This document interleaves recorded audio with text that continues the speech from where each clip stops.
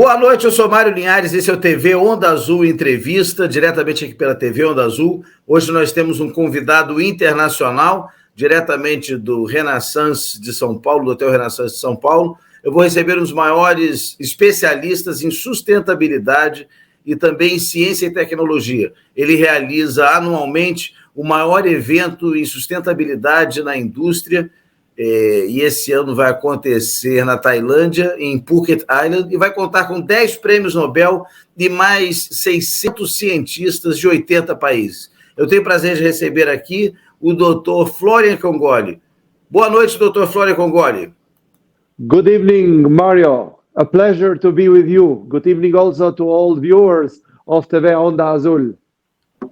No mês passado, você esteve em Zurique, na sede das Nações Unidas, fazendo um discurso apresentando um diagrama de sustentabilidade que você criou alguns anos atrás, há pouco mais de 5 anos atrás, e que vem revolucionando a forma como se vê sustentabilidade hoje em dia.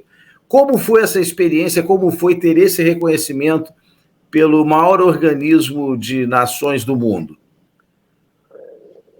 Yes, Mario, this goes back a few years.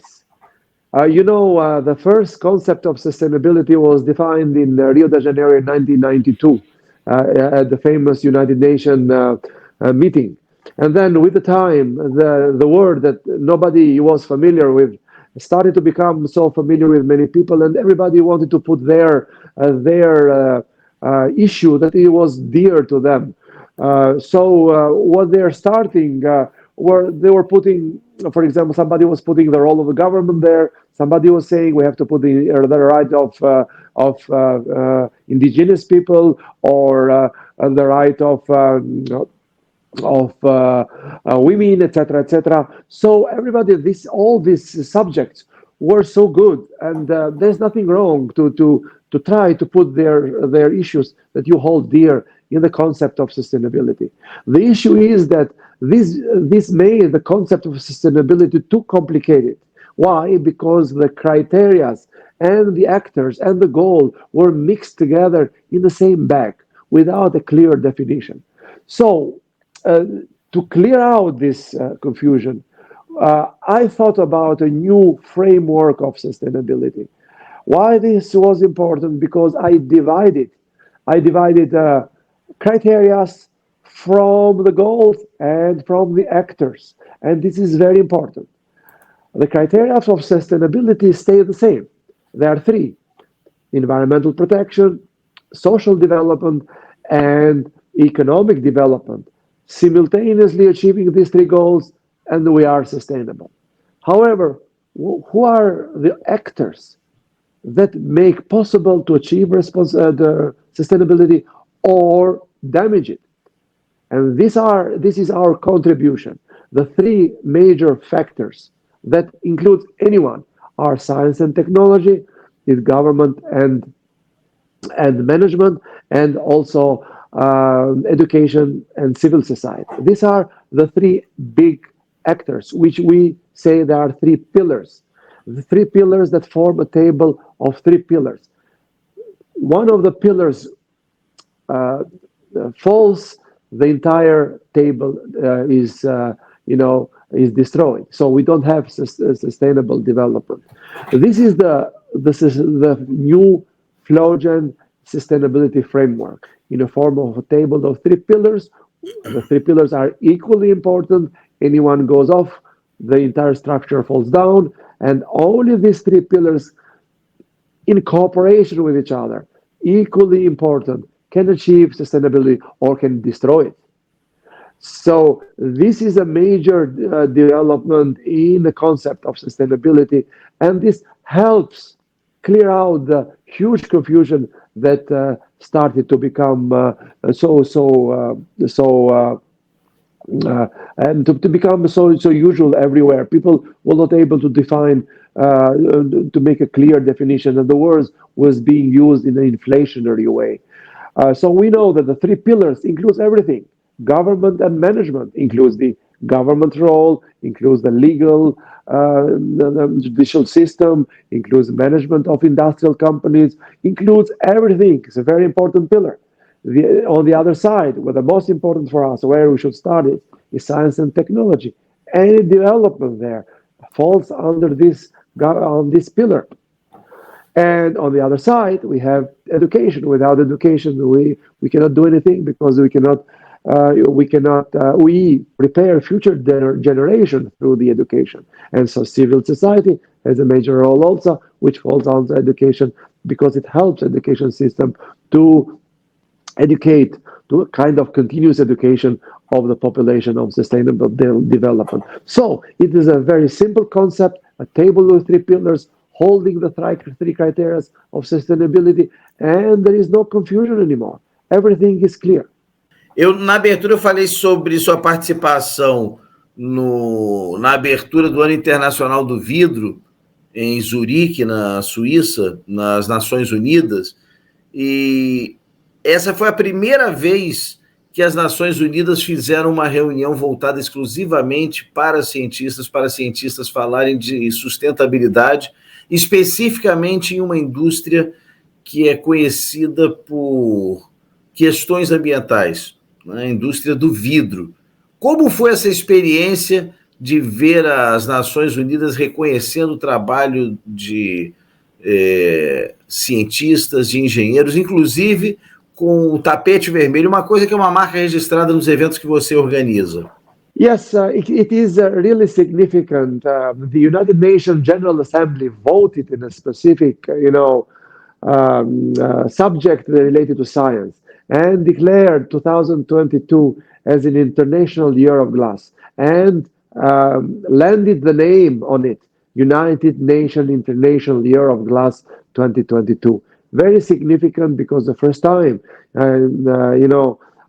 General Assembly voted for a scientific subject, and the scientific and the sustainable materials, like it is the glass, one of the sustainable materials. It is important also that they opened the United Nations, Palace of Nations in Geneva, the headquarters of United Nations in Geneva, to the opening ceremony of United Nations International Year of Glass. So this was held in middle of February, and there I was invited to give the opening lecture on sustainable development. I did a general overview of sustainability, especially the role of science and technology on the sustainable development, and especially on the industrial processes, including glass. Upon this general opening overview of the subject, where I presented also our framework on sustainability, our own sustainability framework, many CEOs from different organizations presented their achievement after me, interesting achievements. And what was interesting is that all of them, without even knowing, they didn't know my presentation, they never heard before, but their presentation felt precisely and beautifully at the definition, at the framework, sustainability framework that I have developed. So it was very good to see scientists gather together in the Human Rights and Alliance of Civilization room at the Palace of Nations, which is actually the United Nations headquarters in Geneva. And this is really very significant. Você mencionou agora há pouco a importância de se observar os processos industriais. Anualmente você organiza, promove e é o curador do CIPS, do Sustainable Industrial Processing Summit and Exhibition, que é o Congresso Internacional, a Conferência Internacional de Processos de Sustentabilidade e Processos Industriais. Como é você reunir algumas das maiores mentes do mundo, né, para olhar sustentabilidade por esse ângulo, pelo ângulo da indústria, né, porque fala-se muito em sustentabilidade, a primeira ideia que vem é você catar lixo na praia ou fazer algumas ações dessas, né? Quão relevante é essa segunda ação, né? Essa mais conhecida, e qual a importância da ciência e da tecnologia no processo industrial, ou seja, no controle do impacto da indústria no meio ambiente? Very important question, Mario. You have paid attention to a very important detail. Sustainability in industrial processes is very important. Why? Because the industry has the biggest impact on sustainability. And then we have paid a lot of attention in this direction. That's why our name of SIPS is Sustainable Industrial Processing Summit. But now it is interchangeable with sustainability through science and technology.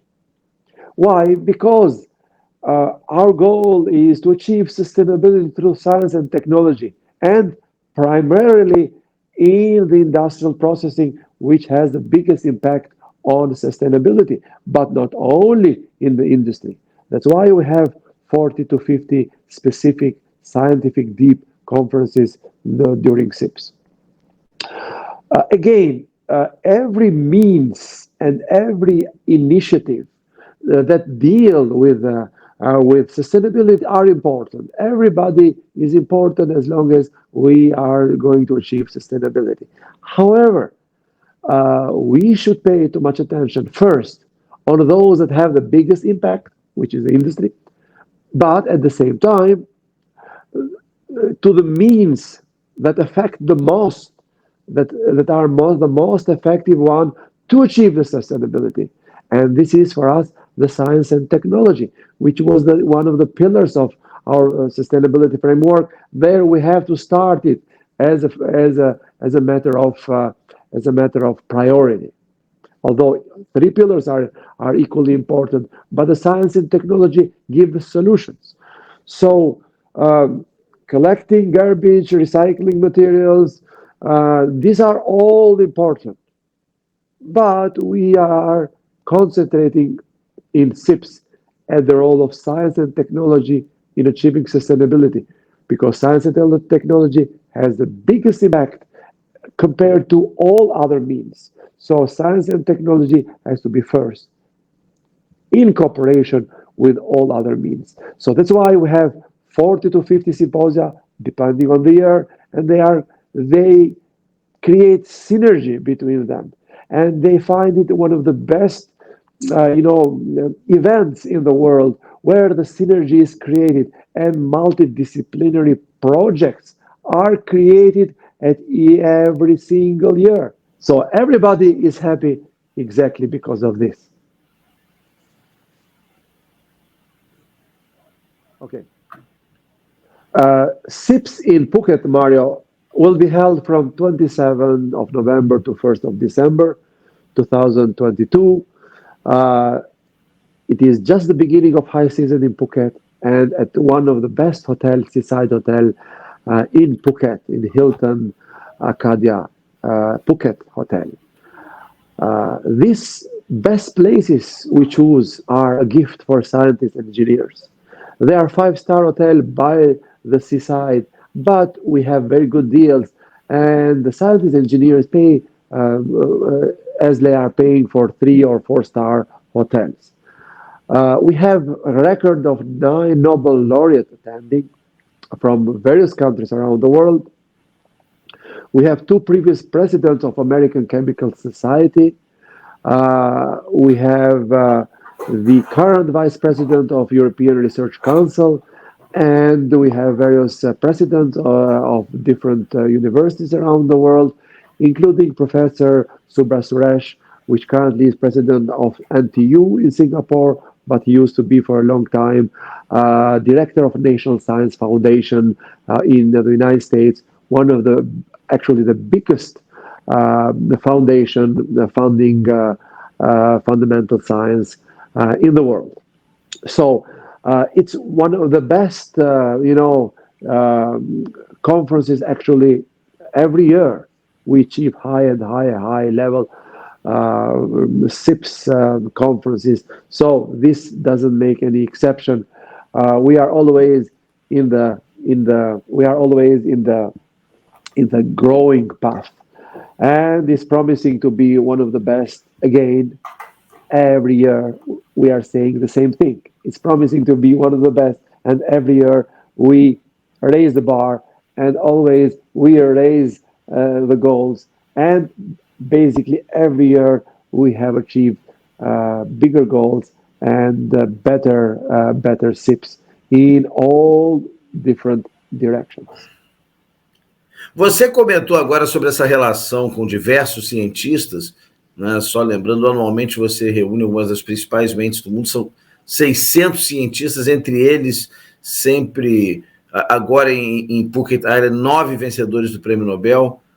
A pergunta é, como você consegue fazer essa mescla de cientista, né, de ter uma boa relação com a academia, de ser um empresário bem-sucedido? Só para exemplificar isso, você foi escolhido o CEO de empresas ambientais do mundo em 2017, né, e também de se relacionar constantemente com autoridades de diversos governos.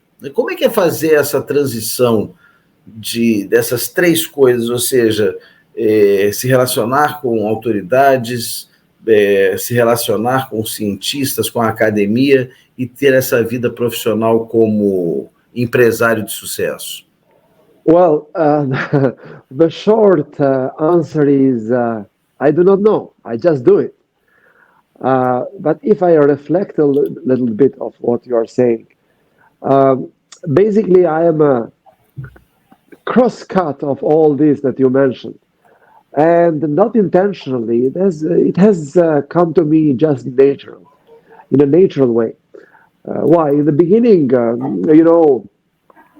I was a pure scientist. I written articles for peer-reviewed journals, etc. And those journals have specific requirements, and to be original, and also to expose everything.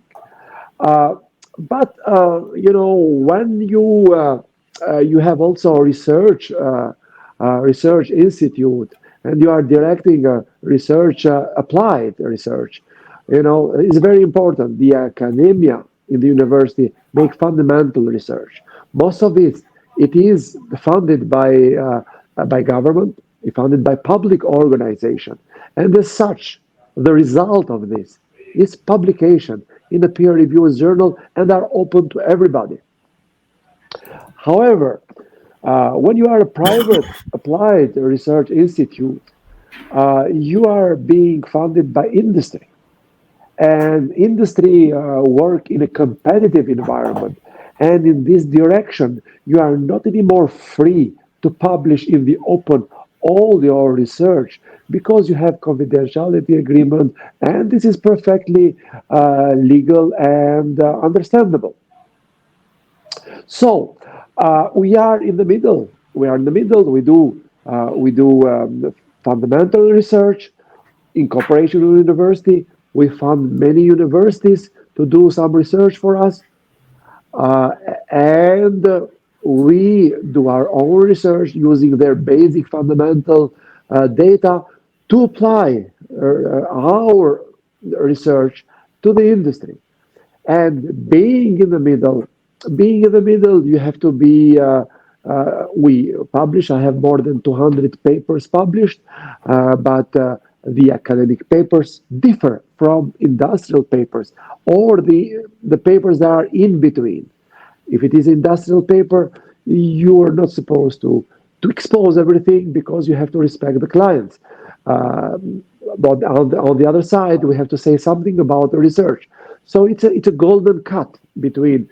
So fundamental research, academia, industrial research, being in between. But during this, naturally, in this process, you feel that what is wrong or what has to be improved in a political aspect, because there is a certain areas that it's called, scientific policy.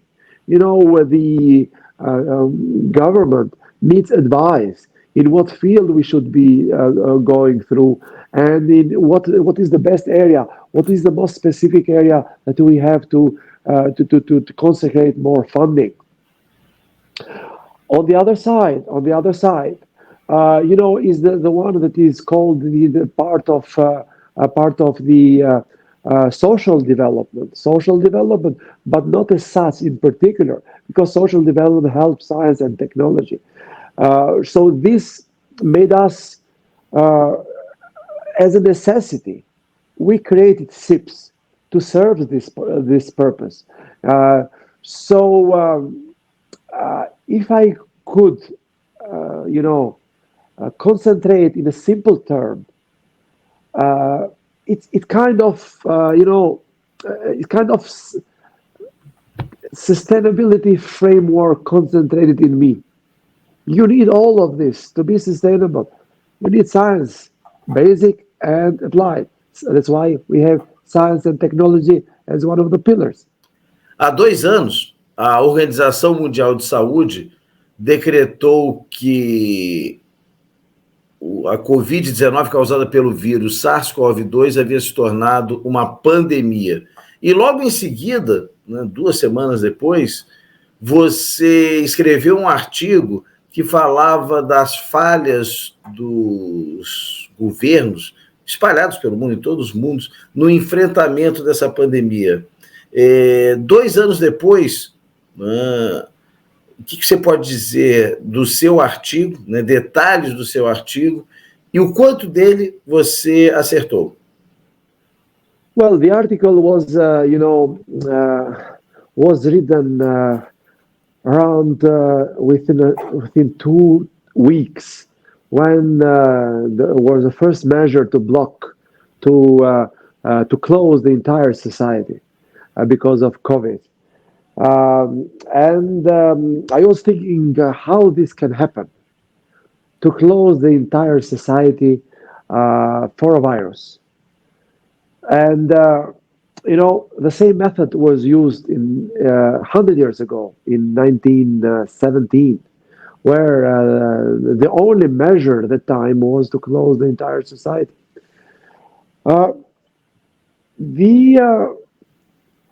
Upon reflection, the first failure, my article was titled "The 3 Big Failures of Public Health Systems." The first failure was science, public health science. The first failure of public health system was science. Why? Because there have been articles published in different scientific journals. This article specifically warned us that SARS #2, or whatever name would have had in the future, and we put the name COVID, was expected to come as a follow-up of SARS #1. There have been numerous articles, and one specific one that called SARS #2 a time bomb.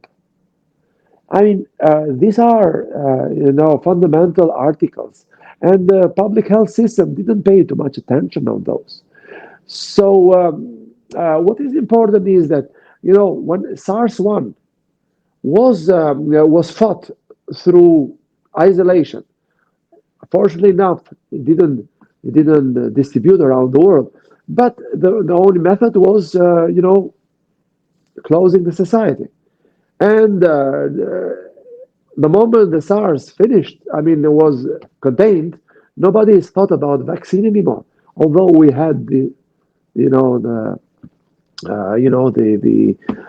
viruses in the lab, we could have worked continuously. The government would have given money and developed a vaccine. Sure, it would be for SARS-1, but it would have been a very good school to develop any vaccine in the future. Was not done, and science was not paid as much attention as they should. They warned it. A time bomb. SARS-2, a time bomb. So this was the first failure.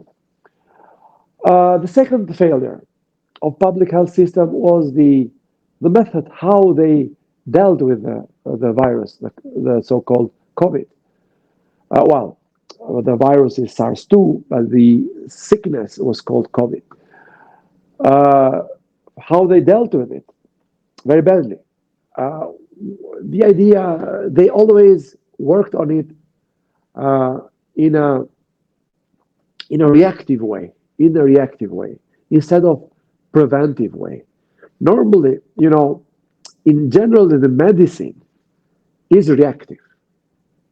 So, at least until now, generally, not always. You have symptoms, the doctor gives you a medication to cure the sickness that creates those symptoms. But the public health systems do not have that role. The first goal of public health system is prevention, and they didn't do this. Not only they didn't pay attention to the science, it was first failure, but they followed. They followed reactively COVID in all societies. Instead of preventing, for example, they were using the generalized curve of the Washington Post, which made a theoretical evaluation of the peak of the sickness, of the number of hospital ICUs that we would have had if there would have been no closure, and every human being would have been free in the world to interact. But following these curves was the Washington Post was just a theoretical one. Nobody was doing those curves in a specific cities or in specific countries. I urged personally many politicians in Twitter at the time to develop specifically in every country their own, because every country, every city is different. Those curves should be taken into consideration specific conditions. And only as a response to my tweet, they started doing that. It was late. So this exposed the method used by the public health systems and management. Closing the society, it is actually a 19th century remedy. It's not 20th or 21st century. Was not paying too much attention that mostly old people and people with underlying sickness were the most vulnerable one. Sure, that is not easy to treat people, to take care.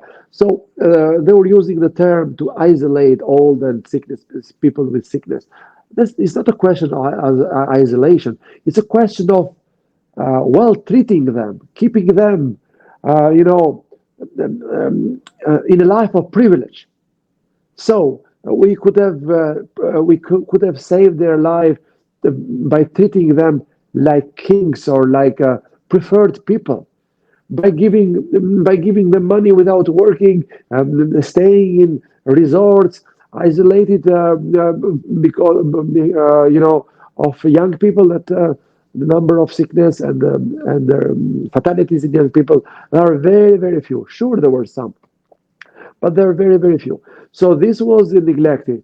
And the most Mongol was that, and what happened actually, like in New York, we sent all sick sickness the highest number of deaths in the world, ironically, was old people and people with underlying sickness. Although we closed the entire societies. If we get the statistic today, the biggest majority of fatalities falls under these groups. So we closed the entire societies, and actually we didn't protect the most vulnerable ones. In New York, it was the sick people were sent to the long healthcare, houses and hospitals where normally, long-term care, the institutions are for people that stay there. So instead of keeping them apart, we actually send, and this is proven now, that we send the sick people at the long-term health care. So instead of protecting those people in long-term care, we infected them by sending sick people there. So it has been a paradox. And, has been a paradox in all directions. And it's a black eye. It's a black eye. It's a black spot in the public health system. This will be remembered as a failure, not only in one direction, in three directions. And politicians listen to public health systems, personnel. So politicians take decisions, but they don't take into the void. They take the impressions and the guidance from the public health systems. They didn't follow the science because they ignored the warnings. They acted reactively, not predictively, and this was translated to the politicians' actions. And also, it was the only means to protect from COVID was found to close the entire societies. So it's not a sustainable way. Probably it was the only way left. The worst among the best among the worst options. Because actually we shouldn't say that. It was a bad option among many bad options. Probably would have been much better differently, but these measures were taken because there was no other means. There was no other means. As I said, sustainability is to act, to fulfill three goals at the same time: protect human life, increase the quality of human life, so social development, protect the environment, and achieve economic growth, economic development. So by closing the society, we forgot about the economic growth and protecting the economic development. So we protected the environment, kind of, because we closed down the whole important industries, etc., etc. But at the same time, on the name of protecting the human life, which actually is the most important one, but there should be a better way to protect the human life, and by being sustainable, by developing the economy, not shutting it down, and protecting the environment at the same time. So this is not so easy, especially when the virus that was, it was unknown, and it's not an easy thing. But a cooperation with science would have been much better, would have found a much better solution if we would have thought earlier, would not ignore the earlier time bomb warning from scientists, would have thought preventively instead of reactively, and would have protecting better the vulnerables, not by isolating them, not by mistreating them. On the contrary, by treating them as the most important people in the world. But apparently, I prejudged it in that article, and probably today, I think this is 95% of that article was written just at the beginning of the pandemic. It's valid today, and I'm proud of that, and also it's a good surprise for me that it's still valid. One thing is for sure, I wrote a small follow-up article, to follow up this, with the title, "The Fourth Big Failures at Our Doors." And what was the fourth big failure?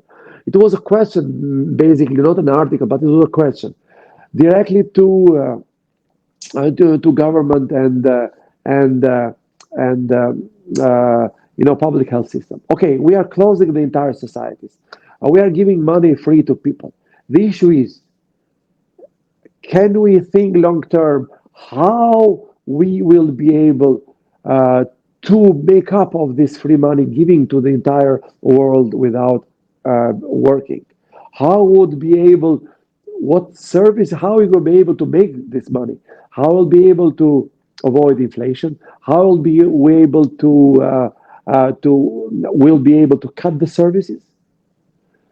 And if yes, which service will be cut?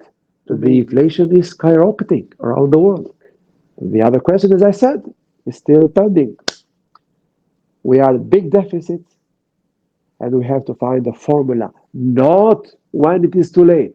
We have to act preventively, predictively, since 2 years ago, how we would have prevented the inflation and how we would prevent right now to make up of this big deficit. Are we going to cut the services? Are we going to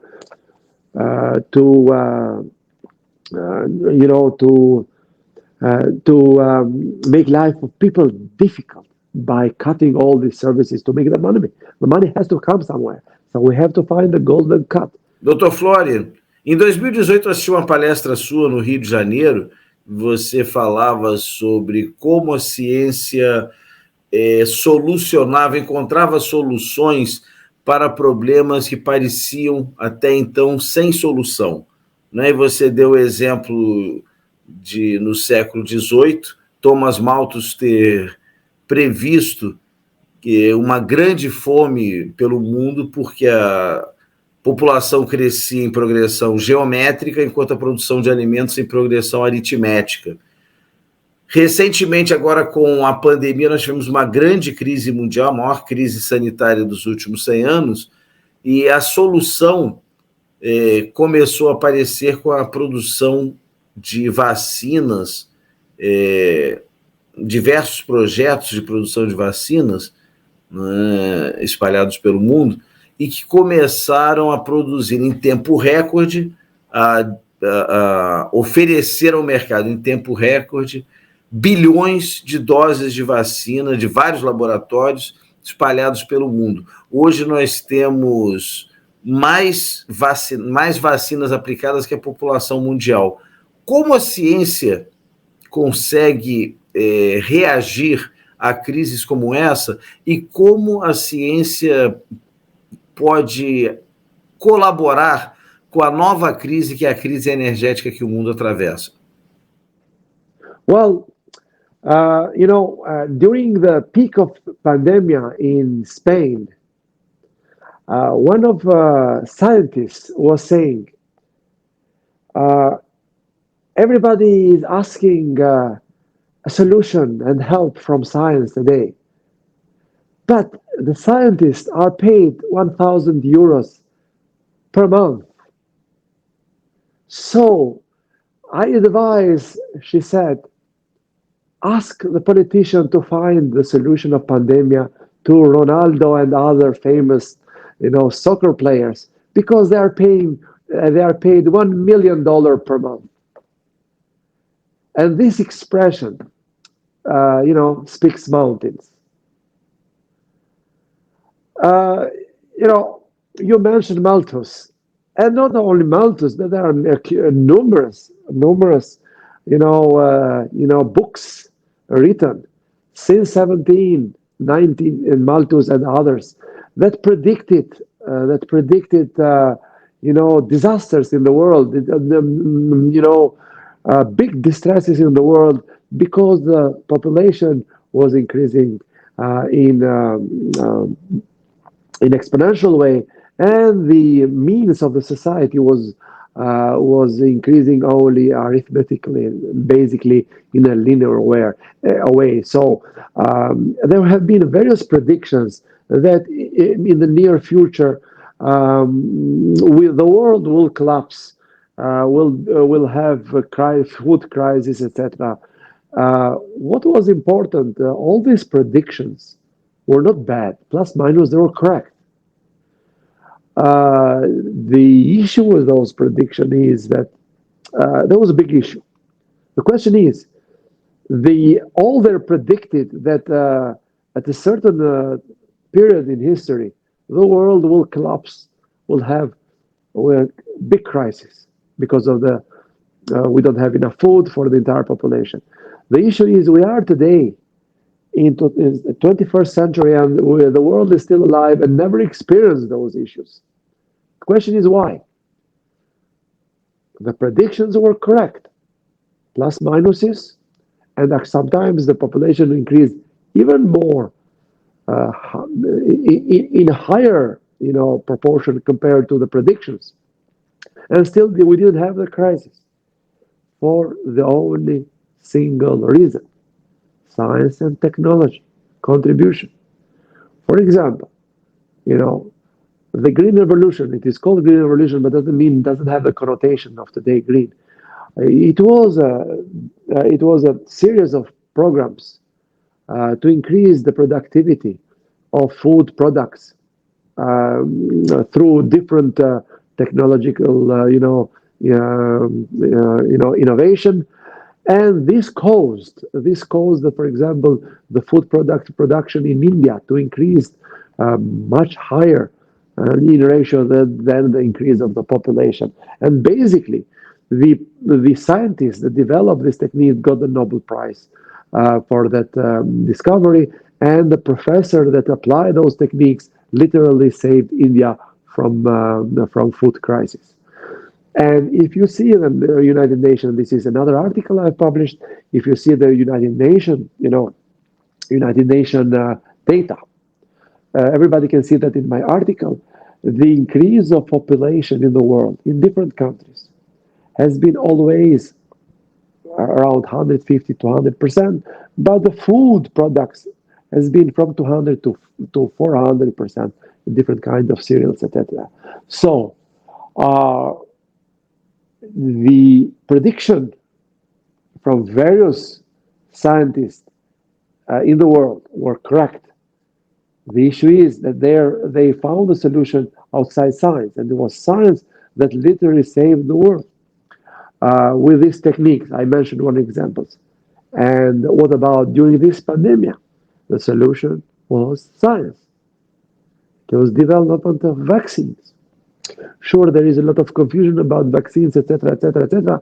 But right now, we are opening the society because of the vaccine. Sure, we are not going to go to pro and contra of vaccines. That might be a different interview. But the science developed the vaccines in a record time. And in a record time. And what we saw, I don't want to enter to the politics because you are neutral. But when the science promised and gave the information to the politicians that we will be able to develop the vaccine within a year, many political class was saying it's impossible. Analysts, most of them was saying impossible. This is a good dream of some politicians to develop the vaccine within a year. Actually, those politicians were taking the information from scientists, but scientists do not speak themselves. They transfer the information to the politicians. So there was development within a year, and basically today they were opening because of vaccines. So I know there are many people against the vaccines. They are saying that the vaccines they are dangerous. People have died because of vaccines. That's a different study to be and a different interview. But basically, the science developed the vaccine within 1 year. And also different politicians, even those that previously were skeptic on developing the vaccines in such a short amount of time, they took the vaccine themselves. And they are also today giving credit to the previous administration. This is the irony that this should serve as a big lesson for the future. Bem, nós estamos chegando ao final do TV Onda Azul Entrevista. Eu gostaria de agradecer muito a sua audiência. Gostaria de aproveitar e pedir que você se inscreva aqui no canal, ative o sininho de notificações, deixe o seu like, seu comentário e compartilhe com os amigos no WhatsApp, no Instagram, enfim, divulgue aí a TV Onda Azul. E chegando ao final desse papo com o Dr. Florian Kongoli, eu quero aproveitar para mencionar, o último tópico que a gente vai falar rapidamente, que está sendo produzido o segundo documentário a respeito dele, o título em inglês é The Globetrotter of Science, o Roda-Mundos da Ciência, em tradução livre, o título em português não foi anunciado ainda, e conta a história dele viajando desde muito cedo por diversos países, né? Ele já viajou a mais de 80 países e nos 5 continentes atuou profissionalmente desenvolvendo trabalhos científicos e também prestando serviço para a sua empresa nos 5 continentes. E esse documentário deve ficar pronto ainda no primeiro semestre e ele vai ser apresentado aqui na TV Onda Azul, né? Então, quero passar aí a palavra para o doutor Kongoli se despedir, aproveitando para dizer que ele é carioca, né? Não parece, mas ele é cidadão honorário do Rio de Janeiro, né? Recebeu esse título em 2019, no final de 2019, pela realização no Rio de Janeiro desse evento que nós comentamos ao longo do TV Onda Azul Entrevista, o CIPS, né? Esse maior evento de sustentabilidade em processos industriais no mundo. E aí ele recebeu por indicação um projeto de lei do vereador doutor João Ricardo, o título de carioca honorário, cidadão honorário do Rio de Janeiro. Então, como carioca, eu gostaria que o doutor Florian Kongoli se despedisse de todos e agradeço muito a sua participação. Obrigado, TV Onda Azul. Entre nessa onda. Boa noite. É isso aí, falando português, típico carioca. E eu sou Mario Linhares, me despeço de todos vocês, agradecendo muito a audiência de todos. É isso aí. Entre nessa onda. Eu já entrei.